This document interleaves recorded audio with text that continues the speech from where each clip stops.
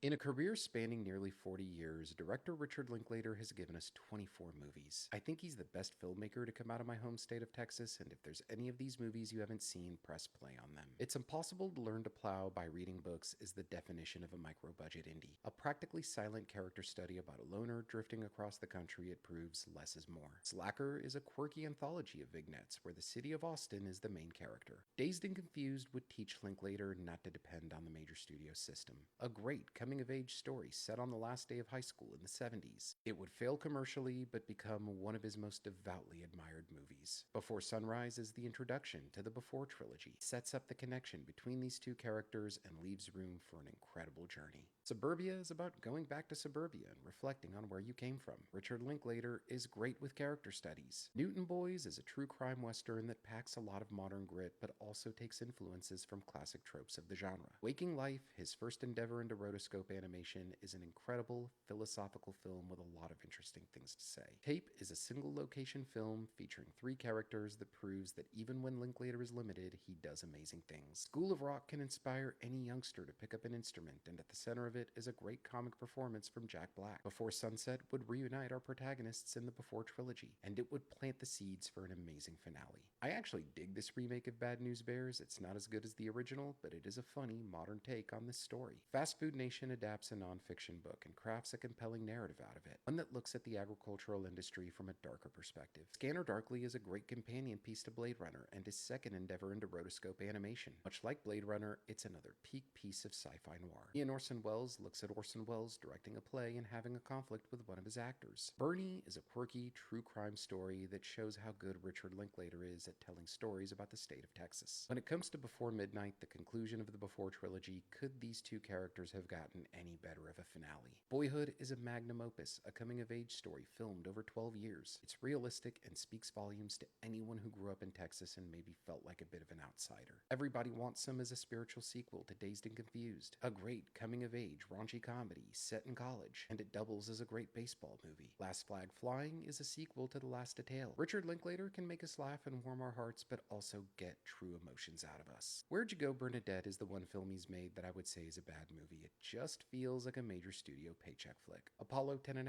is an animated coming-of-age story centered around a fascination with space exploration. Hitman is a great true crime dark comedy and a pretty sexy romantic comedy as well. Blue Moon is a return for Linklater to the world of theater, looking at a passive-aggressive conflict between two playwrights. And his latest film, Nouvelle Vague, is a biopic on the French New Wave. I'll talk about it in detail up next.